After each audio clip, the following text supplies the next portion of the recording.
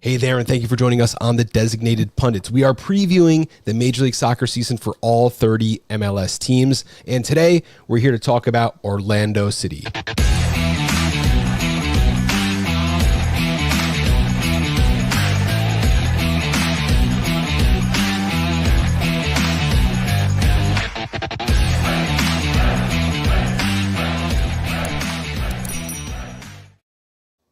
All right, we're here to talk about the other team down from Florida, the one that actually had some postseason success last year, Orlando City. If you guys are peeking in for the first time, make sure you hit that subscribe button so we can help bring you even more videos throughout the course of the season. You know what we do here: gambling videos on Thursday, recap videos on Monday, and preseason all 30 Major League Soccer teams for a breakdown.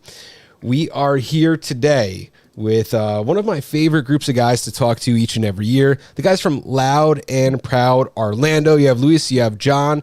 Gentlemen, how you doing today?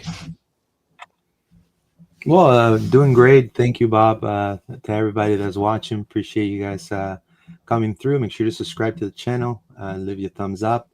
We're doing excited, a new season. We'll see where it takes us. John? Yeah, excited. Be back here, Bob. It feels like, a year has gone by. We were doing this in 2024. So lots happening for Orlando City. I'm excited to get into it. It has. And Milu, we ran into each other about 8 times at the end of last season because we both had teams kind of going on little Cinderella runs at the end of the season. Of course, didn't really turn out well for either side, as the Cup did go to the Western Conference. But my first question I'm throwing out to every group who's on: just give me your favorite soccer memory from 2024. Well, for me, definitely was, Facu Torres, and having a really good season. Ivan Angulo as well, outperforming on the left flank. And definitely, just having a great game against Atlanta. I'll say that's my biggest memory. A great game against Atlanta that put us right there in the conference final. Yeah, I think that's got to be a top moment, getting to the Eastern Conference final. I know for other people it might not be a big thing, but for us and our projection of where we've been and not having any really success in Major League Soccer, that every step we get closer to potentially winning that cup is big for us. So that was the peak of the season, and then the low of I don't know if you're going to ask this, but the low of the season was losing to the Red Bulls at home, I gotta say. So yeah, I mean that you enjoyed that one, Bob. Peak for me, but it is what it is. You guys had a fantastic second half of the season. Scott started off incredibly poorly. Yeah. And when we did the preview show, I said I was probably higher on Orlando than either one of you at that point. I said this roster just up and down is, maybe the one that was better in Florida last year. Now, of course, throughout the regular season, incredibly cold start, incredibly hot finish for Orlando. Let's take a look at you guys 2024. We'll do a brief recap. 15 wins, 7 draws. So 7 draws, 12 losses. You were 7-4-6 at home, 8-3-6 away. No real advantage there. You guys played just about the same on the road as you did at home. 59 goals scored and 50 allowed gives you a +9 goal differential. And you had a sweet little playoff run there.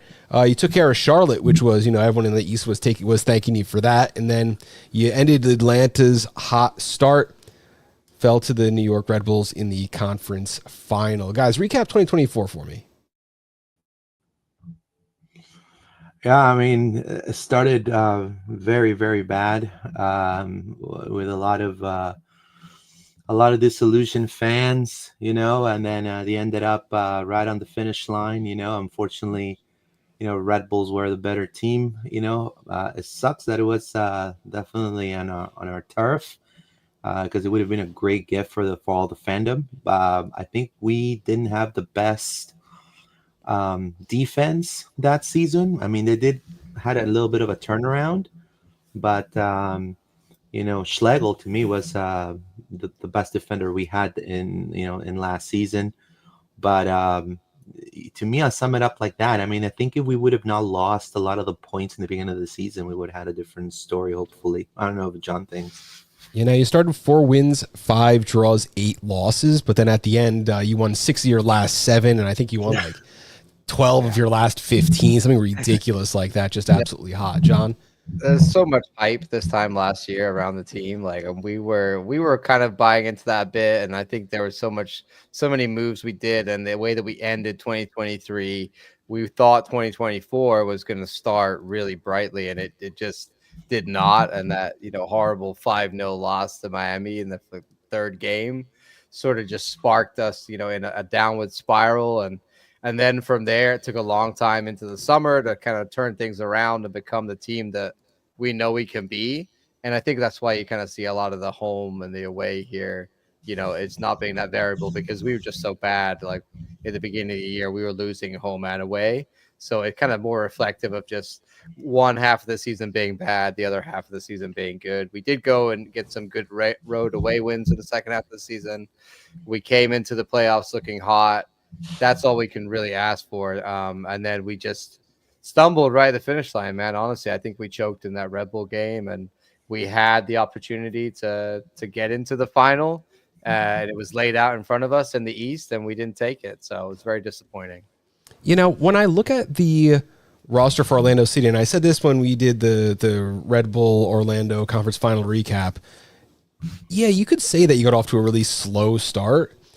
But to me, it's just you played good teams at the beginning of the season and you played bad teams at the end of the season. And sometimes that's just the form you get into. I mean, there's no shame in a lot of the losing streaks. You lost to LAFC. You lost to Red Bull at Red Bull. You lost to the Crew. You lost to Cincy. You lost to, Inter Miami. Yeah, they're also a really great squad. So, yeah, this was the tale of 2 seasons, but I want to see more production throughout. And that's the sign of me of a pretty mediocre good team, like beating really bad teams and then, struggling with some of the better teams. That's kind of the formula I saw from Orlando last year. Let's take a look at the 2024 contributors. You got Facundo Torres, 14 goals, 3 assists. Duncan McGuire, 10 goals, 2 assists. Ramiro Enrique, 8 goals and 2 assists. Ivan Angulo, 5 goals, 6 assists. Luis Muriel, 5 goals, 5 assists. Martin Ojeda, 4 goals, 9 assists, and Nicolas Lodero, 1 goal, 7 assists. Talk about the top contributors, because there were a few surprises. There were like 3 different lead strikers at different points in the season. Like you had Muriel, who we all thought was going to, step up and do a little more than what he did in 2024, with starting incredibly cold. Took him, a very long time to contribute. It was kind of almost a running joke. For me, with the Bet US show, there would always be people logging in saying, like, is this the week Muriel scores? Probably not. But then Duncan McGuire was, the lead striker. He got sold, I think, twice in the same day to different teams that he ended up not playing for. And then Ramiro Enrique comes in super hot. I mean, that's kind of your hot hand guy, but then you paid for more. Like, there's just a lot of confusion here. And, the one steady contributor, Facundo Torres, sold. Yeah, for sure. I mean, it was about time. I think the club figured out that's the most they're going to get for Facu Torres. So it was a deal that it was hard to pass by. To be honest, they already spent money on Duncan, so Duncan is poised to be the next man up. Ramiro was a signing that was kind of low cost, high reward player, a player that had to get two seasons to get used to the MLS, and he finally broke out last year. Ivan Angulo, also another low cost, not a lot of name recognizable players for sure, but these are players that had a lot to prove, came from Sure. That were either on loan for the entire career like Ivan Angulo, or they had something to prove like Ramiro. And Luis Muriel, you put the numbers there. I feel like we need to see more of a production of him this season, either on the assist category or on the goal category. I think either maybe a 8A, 5G this season seems kind of normal, or the other way around, AG 5A. I think that's what I think the whole fandom expects. And I think Martin is going to be the number 10. So that kind of tells you that Martin is going to definitely have a big year. I think 2025. And then Nico, there are talks about him, maybe being linked with other teams. But again, his production assist wise is pretty good for the type of player that he was. Definitely not the goals category, but it's there. I think the club right now actively, just to give the mic to John, is seeking for a replacement for Facu Torres as a DP. So right now, that's per club sources is what they've told us. So they're still on the hunt on that, and signing this young cat of 20 years old, Nicolas Rodriguez, as a winger, as a backup number 2. I think it's a good idea. I don't know what John thinks. Yeah, I mean, I think it's definitely some interesting moves by the club. Like Facu is a big part of this team to replace. It's very difficult to do. I think also it's about hitting on your DPs, and right now, with Facu gone, Martin Ojeda is going to be that new centerpiece. We feel confident that he could be a very good number 10 for us again this year. But Luis Muriel is just not contributing and is on, the most wages by far in our squad. And so it's just really a big problem where we have this DP that's just not contributing, not really able to do what we expect from this level of player. And so I think it's an issue that I personally was hoping that maybe the club would buy him out, but I think it's going to be more like the Shaqiri or the, situation in Toronto where we've just got a DP that we just got to ride out, and there's nothing we can do about that. All we can hope is that he's going to be a lot fitter and a lot be able to contribute, like Luis says. If we get like close to 10 goals and assists or close to any of that from Luis Muriel, we'll be really happy. And the big thing right now is filling that DP winger spot to replace Facu Torres. Absolutely. Now I pulled up the transfers: outgoing Luca Petrazzo, Felipe, Facundo Torres, and Jack Lynn. Jack Lynn, I believe that was a retirement too, right? Yeah, retirement.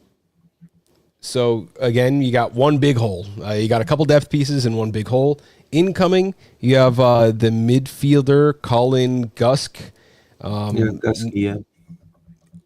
Winger Nicolas Rodriguez will be out on that right wing, at least in the midterm. And then a bunch of rumors on winger. And I had probably updated this graphic about 6 times since I originally made it, because it was like, this is inevitable. Yes, this player was not going to sign with us. There's been a lot of drama around that winger. Do you care to discuss that a little bit more?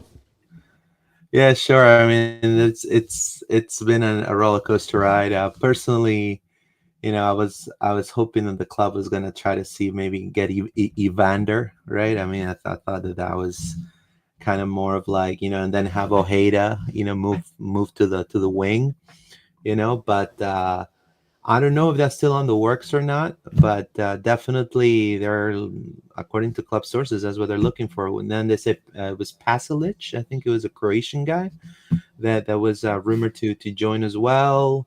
But that's not panning out the way they wanted to. So right now they're actively seeking. From my understanding, is they're looking for a PEC signing. Like a player that it might not be a recognizable name, but it's a name that has good stats, that's able to definitely pick up from when Facu left off. And also have a backup, kind of like Nico Rodriguez, a guy that's, again, low cost, super high upside, for what he was worth and what he can bring. Very similar play to Facu Torres. He could use both, I believe, both feet as well. So for only 20 years old, $1 million. So, I feel like they're onto something. But right now, I think a lot of the fandom is impatiently waiting, as they say, for more news.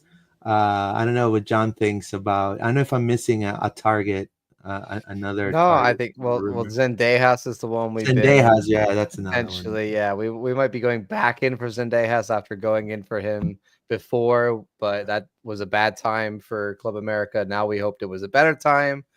There are rumors that they want like 12 million for him, which we think is Yeah, he's not crazy, worth and we 12 wouldn't. million. That's too much. Like he's not worth it for that. So that might be another dead one in the water.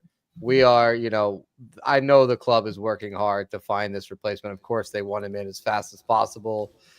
Bob, these things take time. Sometimes it might be till, right up to the beginning of the season. He might even be here for the first game, but we are going to get a replacement in for Facu Torres. And of course, we want to have that guy right in the door at the beginning of the season, but it's more important about getting the right guy.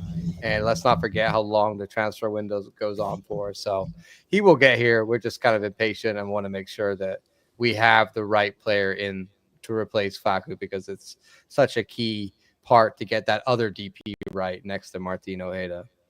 So let's take a look at this depth chart now. I had to throw this together on my own, and I threw it out online, and I got a lot of great feedback.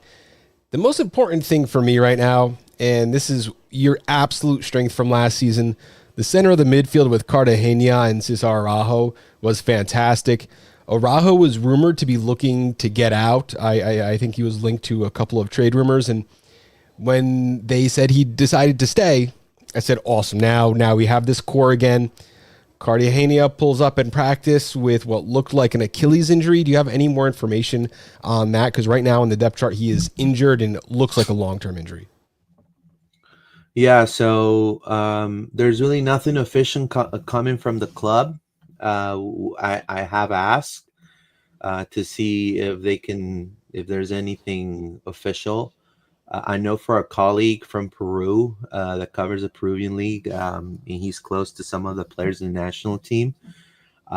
He found out that it is apparently a tear. They said it's a tear of the Achilles tendon.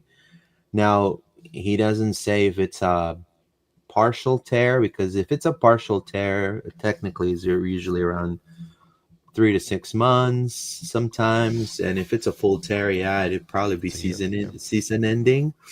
But yeah, it's a huge blow. Now, if confirmed by the club, today I got word that they're going for further evaluations. So there's really nothing yet, and they told me that they deserve the right not to say anything if they want to. So they're pretty much gonna release it when they want to. That's not a good news. I will tell you from experience, that is not a good thing. Yeah, they're gonna release. Yeah, they're gonna release it when they want to. So it's a huge blow because you got a double pivot, right? And that was one of the tandems that Orlando had on the lockdown with Cesar and Wilder. Luckily, Cesar is going to be staying with the Lions. There were a couple of rumors brewing in Uruguay that he was probably wanting to go back to Uruguay, but he's going to be staying the whole year with Orlando. So now it's finding a plug and play type player, to cover Wilder. Like you have there, Dagger Dan would probably be a solid one, but I feel like he's probably going to be playing right back again this season. So you have Dusky, you have Jerbey, which is another rookie, but I don't know, John. And I know you were talking about, maybe we should target somebody, somebody that. Yeah, I mean, we were like, yo, we don't want to lose Cesar, and then this injury happens. It was on Saturday. They were playing a friendly game against Atletico Mineiro, and Wilder pulls up and goes off limping, injured. So, if he's out, the double pivot is gone, like Luis says, and then we're scrambling. Colin Gusky is called up from the academy. He's basically an OCB guy that is now got a first team contract. Still very young, very raw. I don't think is ready to put in any real minutes this year. We did pick up a guy from the draft, Jerbey, French international. So we'll see what he can do. He looked okay in the preseason game we've seen. But yeah, definitely it was a problem for us anyway, because we moved out Felipe. We lost Heine Bruseth in the expansion draft. We also moved on Kaczewski. So we didn't really have any backup D-mids coming into this window. And now if Wilder is out for a considerable amount of time, it's definitely an area we need to address. And obviously that right winger role, we have a lot of youth that we are potentially looking at coming through the youth ranks from OCB and into Orlando City. So the likes of Alex Freeman at right back, I think, is going to see a breakout year. We're hoping that Yataru Sakata is going to play more of a role and get into minutes on the wing, as well as some others. So we're going to fill in with some from the youth and OCB ranks, but really we need to look to the market to not only bring in a DP winger, but also add a few more pieces in, backup and reserve positions where they can be needed to fill in. So let's start from the back. Pedro Galese, El Pulpo, as solid as ever. You know, you have Otero behind him, Schlegel somewhere behind him too. Set in stone. Just put it on every week. I think he's even battled some injuries last season, and you know I'm rock solid at the goalkeeper position. So let's move up. Talk about the center backs. I have Jensen and Brekalo as the starting center back, Schlegel and Williams behind them. What would your two top pairing be here? In the mid, you mean? Yeah, No, center backs. Yeah, center backs. The center back, it was definitely, to me, it's going to be knowing Oscar. He's going to go for Rodri and Jansen. Knowing Oscar, Now, I do have to say Brekalo is looking sharp. I think he's looking full fit in this preseason.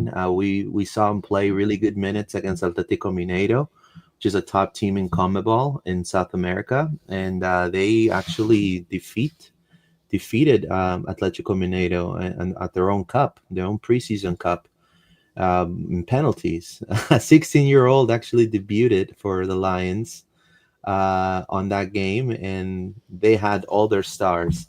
Brekalo played a lot of minutes. He did really well, and he was playing with Thomas Williams and also Rodri Schlegel instead of Jensen. Jensen was actually, he had a little knock, so Oscar gave him that game off, but I think he did great.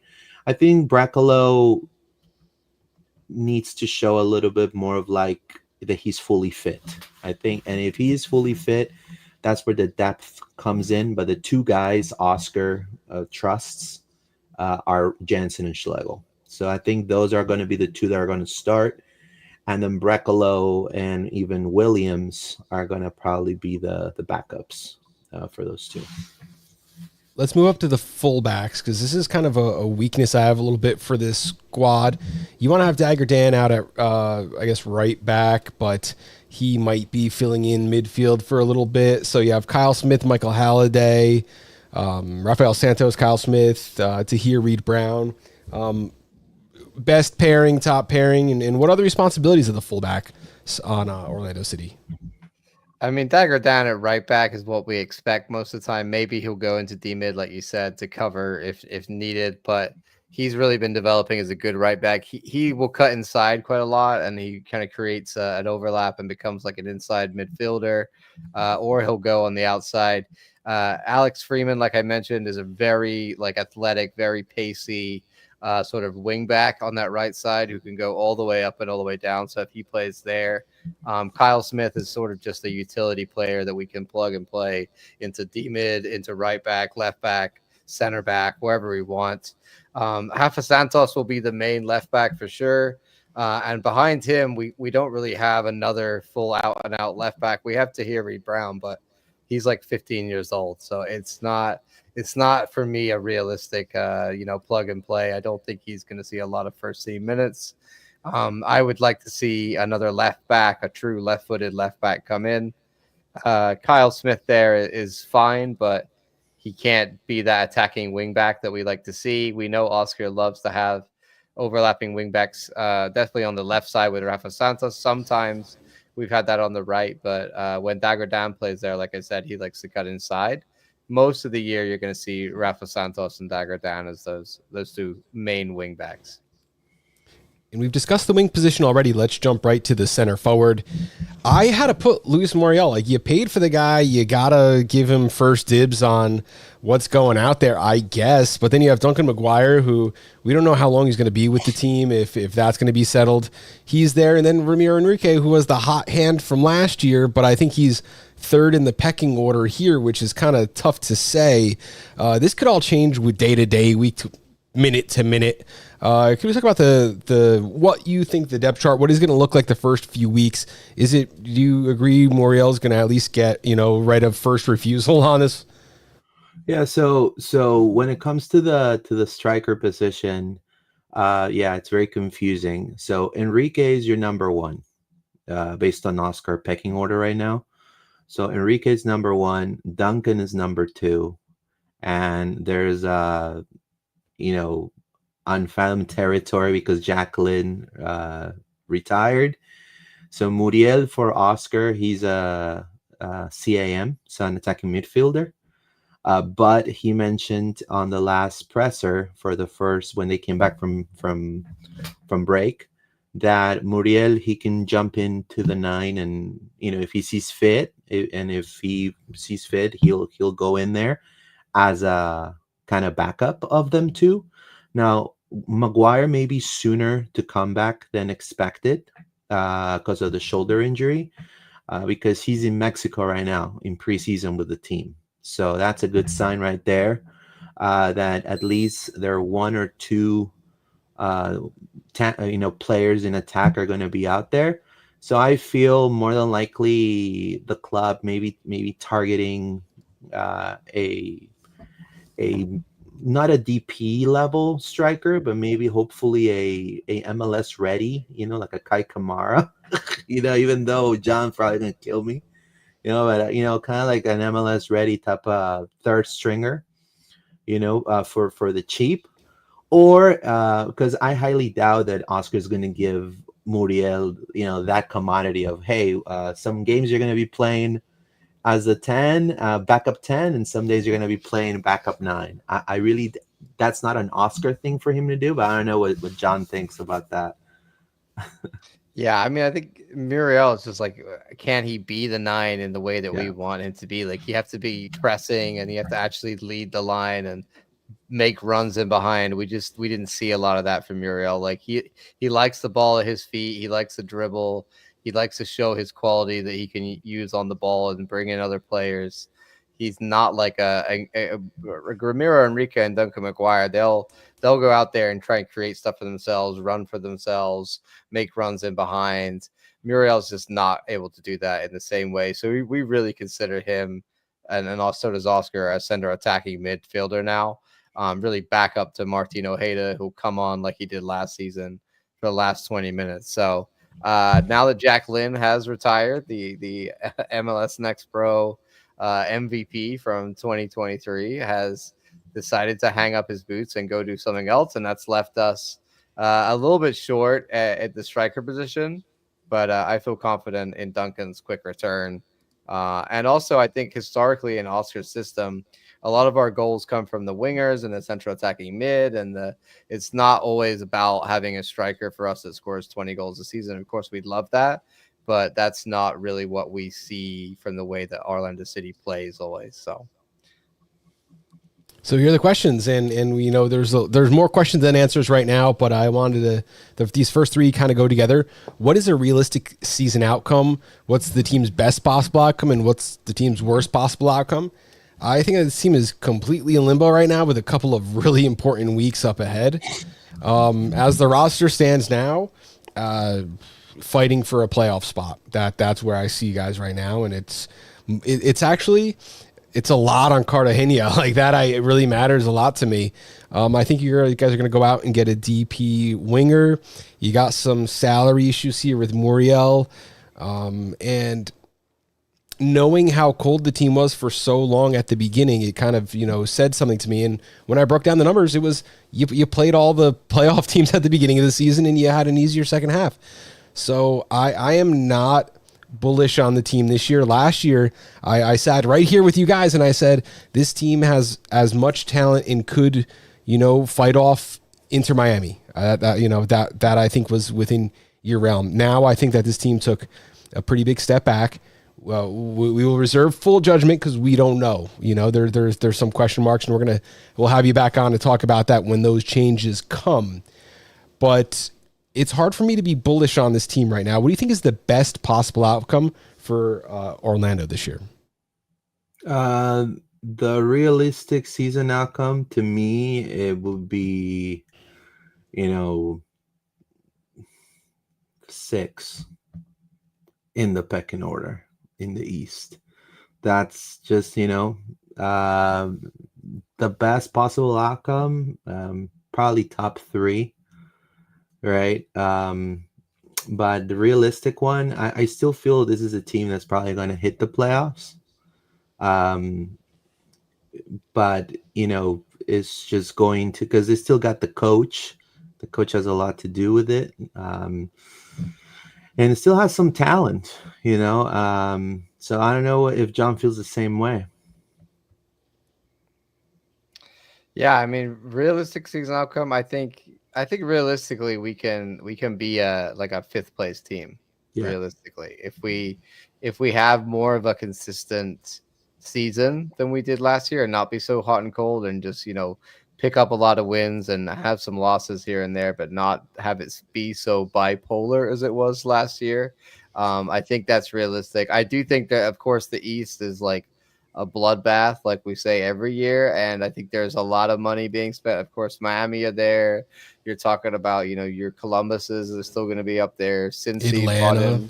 Atlanta are doing big things. Charlotte are making moves. So, of course, it's harder for us than ever to stay relevant, and we're not going out there and spending all that money. But what makes Orlando City is the way that we play and the way that we, have that sort of we're going to do it all for each other mentality, that grittiness, a lot like what the Red Bulls were riding on last year, and I think that always for us gives us a certain amount of defensive solidity. Now without Wilder, that definitely potentially is coming to question, but it remains to be seen how long he's out for, and maybe we'll bring in someone else that can go in and do just as good a job in the D-mid as well as him. What's going to happen with the winger? I think as much as it is interesting that we could go down the table because we lose Facu, there is also the option that Facu Torres might not have been the best winger for Oscar's system, and perhaps at times was holding us back. I felt like sometimes he dwelled on the ball too long, slowed up the play a little bit much. So are we now going to be able to see a more free system that revolves around Martino Ojeda? So as much as I think, yes, it looks like we've lost a lot of pieces, I do think more will come in. And also, what effect will that have on the team taking out the Facu, pieces, and what they're going to change around the way the team performs. So for me, the best possible outcome, I would say is probably, like Luis said, top 3 at absolute best. Worst possible outcome, we're fighting to get in the playoffs. I not still even think in the playoffs.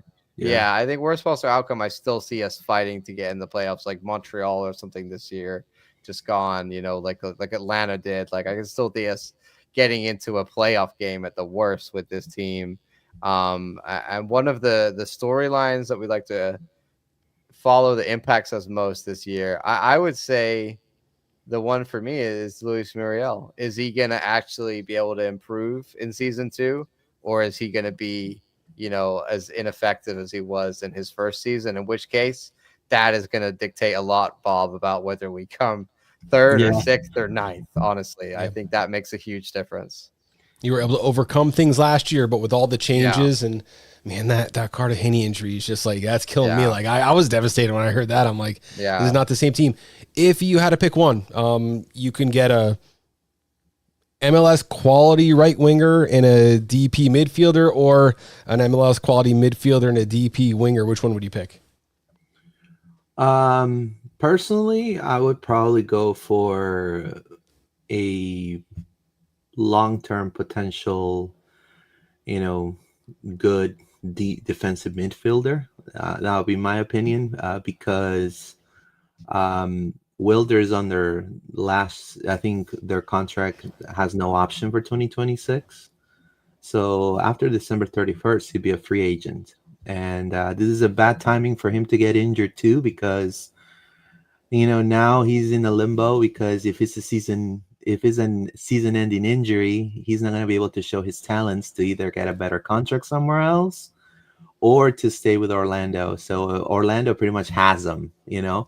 If we have somebody that comes and it's young and it's ready to take over, and if Cesar decides to also leave at the end of the year, we can still build and have a double pivot, type of thing going on still.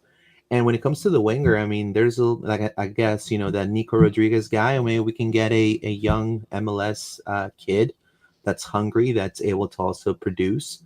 And just kind of like John was saying, Muriel is a huge thing, because if we are able to recoup Muriel to at least have the production that was expected in the first season when he first signed, it would be definitely a huge addition in the attacking third for the Lions. So we'll see where that takes us. Awesome. And we will see, because the season is right around the corner. I think we have less than a month. The 22nd of February.